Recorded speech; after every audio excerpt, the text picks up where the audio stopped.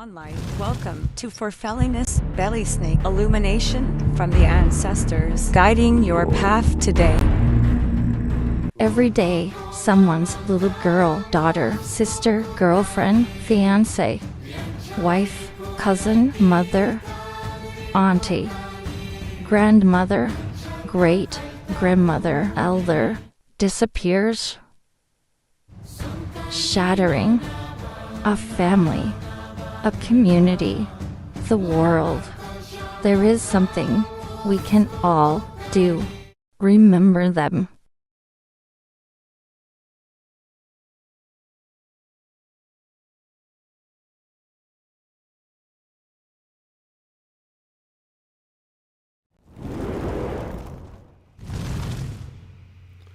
God Morgan, and happy Wotan's Day to you. Today we embrace the knowledge and the quest for wisdom that Odin provided for us in all of the Norse sagas that we read. I want to think about the Firekeepers today. And what are the Firekeepers? We'll talk more about that, the legends and lore that associates with them. Today we want to say, first and foremost, to all of you who have liked, followed, and subscribed, thank you. Thank you so much for promoting this message, helping us to get the word out that there is a better mental health that can be found within our spiritual understanding and our spiritual embrace. This also includes a wonderful collection of spiritual perspectives that hopefully will resonate with you and help you to find your next step in your evolution. And that's at New Reality TV. NewRealityTV.com is a streaming channel dedicated to providing you with a plethora, just a wealth of different perspectives along our spiritual journey that hopefully can help and apply, resonate with you. As always, today, our show is brought to you by Trinity Road website. Every hall, every clan, every warrior band needed its longhouse. And it's a place where voices gathered, where voices came together, and stories endured. Trinity Road's website builds that place out here in the ether. Whether just to help your message to stand apart, to stand alone, even against the winds of time. So begin your journey today at Trinity Road's website. You can find them at our website, akumedia.akulfhednar.com /videos or sponsors. Videos is what the sign says. I got to change that. Okay, so today we're talking about the Firekeepers, and we're talking about the legends and lore of what the Firekeepers were. Now, in the days of antiquity, villages and clans gathered around a fairly large community fire, of which they garnered warmth and cooking and certainly story time. And it was a place where people could come together and communicate. And so as such, there were people who were in charge, if you will, of keeping that fire going day and night. So you got to remember, in the days of antiquity, we didn't have a light switch. We couldn't just go over and flick the switch and have power, right? So we really had to rely on fire. And as such, this fire was very important to keep going, to keep burning. For any of you who have had to live by fire, whether it be in a fireplace, whether it be in a wood stove, or whether it be a campfire, you know that there is a time to load new logs on. You have to be aware of the wet wood versus dry wood, burning times. Tighter bound wood would burn slower versus the very quick burning, loosely wrapped or very dry and expanded wood. So there was a very good combination. And of course you had start times, right? So you threw too big of a log on a fire, the big log may not catch on fire soon enough, and your fire dies. So there was a skill in managing the fires. Now, in my grandparents, of course, great grandparents, spoke about the firekeepers and the benefit of making sure that that fire stayed burning. And so, as they grew here in the United States, my grandparents certainly grew up on the East Coast. And as such, they were used to nor'easterns. They were used to colder winters, obviously, like we are here in Alaska. So there was a lot of commonality there that they could wrap their minds around.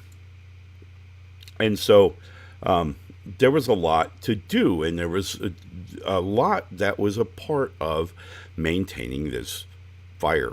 Now, as such, in combination, or our analogy today is there is the same amount of care and attention to detail in maintaining our personal fires. That fire to go on, that fire to conquer and move forward in our lives, whether that be a hypothetical situation or whether that be a real challenge that lies before us. We had to keep those fires burning. Now, how do we do that? Well, we've spoken quite often about how illumination is kind of the key to our success, whether it be our spiritual journey, whether it be our physical journey, or whether it be just growing and evolving as a person personally. And so it was super important that we kind of maintain our desire to gain that next level of wisdom, experience, intellect, even imagery. So all of these things kind of are our fire. They kind of, our interpretation, if you will, of reality that we're experiencing every day is kind of driven by this fire. And that fire may include the willpower to go forward. It may the concentration to stay focused. Whatever it is, there's a fire within you that needs to be kept, that needs to be stoked, that needs to be fed at the proper times that you would maintain a fire. So if we stop and think about it for a minute, we're probably going to recognize that life is constantly always trying to put out our fire. That's kind of what these external experiences are going to try to do. They're going to try to quash our fire,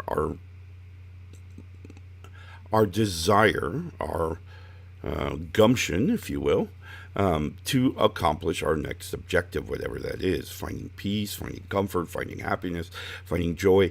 There's going to be experiences in this world that may be interpreted as trying to quash that, as trying to squish that. And we have to have the ability to change our perspective, to alter our perspective, and not allow that, not prevent or not tolerate these external experiences attempting to quash our desire to find happiness or comfort or peace, harmony. All right. So that's where these firekeepers and the legends therein is super important, is understanding that in our own life, is understanding our need to maintain our own fire. Right? So no one else can maintain your fire. No one else can tend to that. I remember a conversation with my great grandfather, and he would say that when it comes to our individual self, when it's about us, we're in charge. We are very uniquely in charge of the wood that we allow in our fire. And that meant to me that we get to choose. We get to choose how the environment, how the experiences that we're having affects how we think, how we feel. So we get to make that decision. We get to make that choice. This is super important, and it's a very liberating mentality.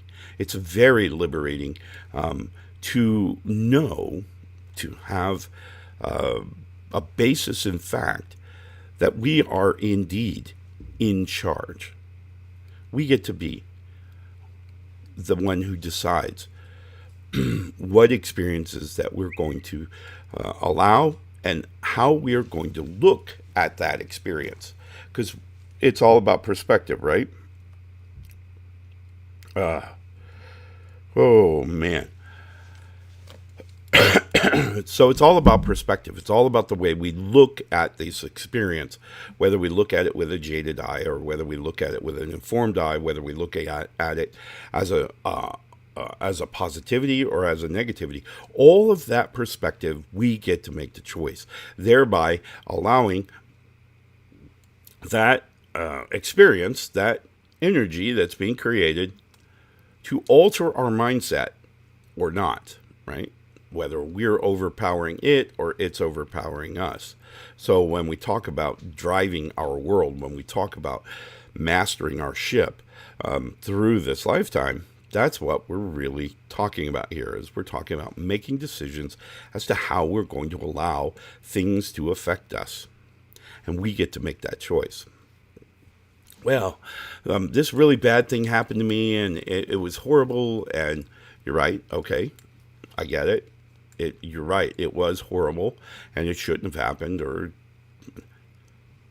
but we can either accept that it did happen and move past it and, extract the emotional trigger from it, move on, evolve, or we can mire ourselves down in that experience that affected us in some way. Now, sometimes we may allow an event to affect us in a positive way. Birthdays. I love birthdays. My wife is a wonderful baker. She makes beautiful cakes for all the kids, and she's made them since the very first, our eldest child had her first birthday. She's made these cakes every year. And some of them are the craziest designs that the kids have come up with over the years. And every year, my wife sits down and she makes them a cake. All right, so my daughter is 30 plus. We'll say 30. Oh, you're going to kill me. Let's see. She's probably 35, 34, 35, somewhere in there. 34. Older boys are 30. And, of course, our teenagers here are still at home. And they get birthday cakes every year. So she's done it for a very long time.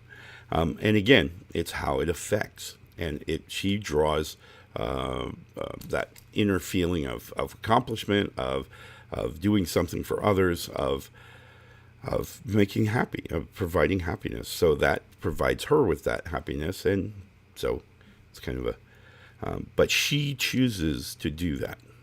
She consciously chooses to make those cakes every year. So, all right. So, it is time. And what time is it? It is time for us to receive guidance from the gods. And today we are drawing a question. And again, we have the rune tile. Oh, a good one.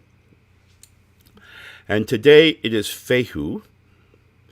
And Fehu, you will note, is in what is referred to as an inverted state. What does an invert mean? Oh, it's bad. No, it's not. It's, again, perspective. It's all about our interpretation. Fehu in an inverted state simply means that it's an ending. And so maybe a negative chapter in our lives is ending. Maybe things are are finally changing. The winds of change have arrived, and we are moving into another phase. So Fehu, even in its warning state, which is whenever we have a rune that is delivered by the gods, and it is delivered in an inverted state, this is simply means it is a warning. So it is cautionary in its sense, and so in today's readings, we have to constantly be kind of on the lookout for something that may be applied here. And in this case, we know that Fehu, in an inverted state, warns us of endings, of poverty, of atrophy, of failure, and greed. Now, does it mean that all of those things are going to hit it? No. What it means is we have to be cognizant of those things, warning ourselves to not seek greed in our lives, to live, but not be afraid of failure. Do not let failure be the influential energy that alters your trajectory. All right? So it's us again driving our vessel. We're in charge. It's an ending. It's not the end of life. It's not the end of something important. It could be the end of something that's been holding you back. It could be new beginnings, right? It could be a new chapter in our lives. So there's a lot of good, again, how we look at it, what perspective we put on it is what we're going to take away from today's reading. All right, I got to take a real quick commercial break. And when we come back, I want to talk about how we can apply the Firekeepers to our everyday, modern day life. We'll be right back. The air. The time is now. We're all waking up. We're waking up. We're all waking up. It's all shifting. New vibrations. It's you. It's you. It's me. It's all of us. Together. A new time. A new day. A new energy. A new energy. New reality. Awaken with us. Awaken with us. Awaken with us. NewRealityTV.com.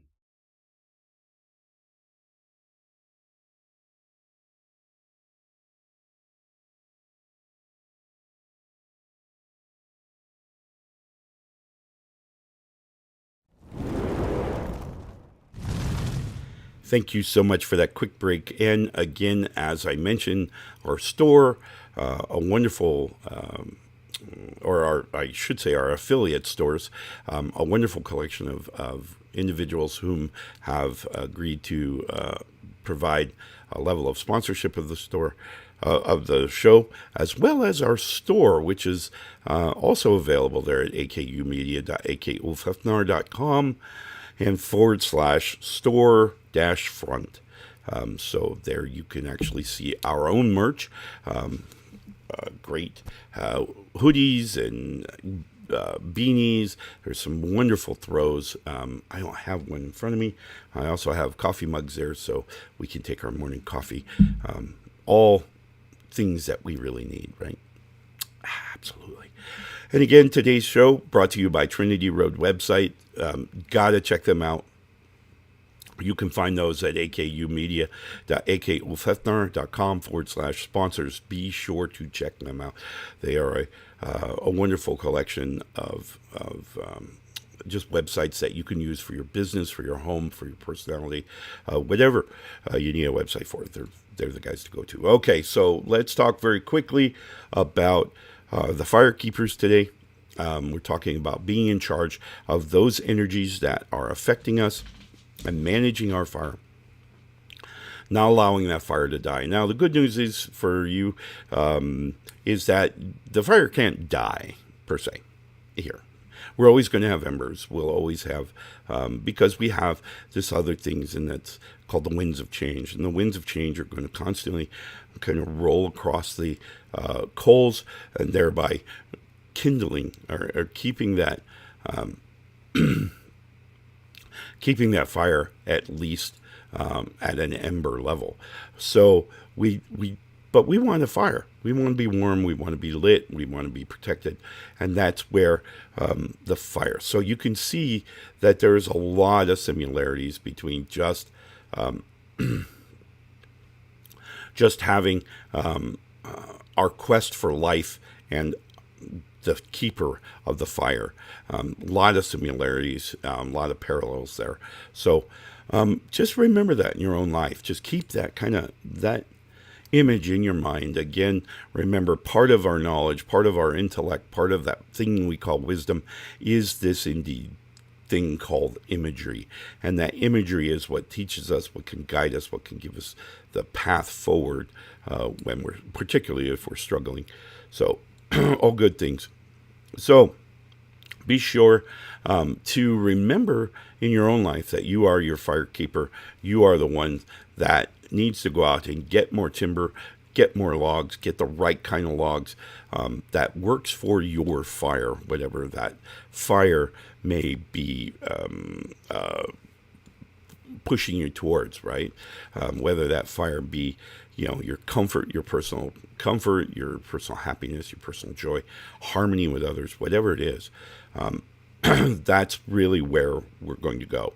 That's really the fire that we need to keep burning, and that's really what we need to maintain. So just remember, as we're interpreting our world, we get to make the choice. We get to decide where what logs go on, what illumination we're going to bring on, what pieces, right? So all of these things, we get to make that decision. We get to make that choice. And so I encourage you to look at your world, change your perspective if necessary, to make sure that your logs are the right ones that you're building for you. Okay? So a super critical piece that I think we should all embrace. And we all need to kind of make sure that we are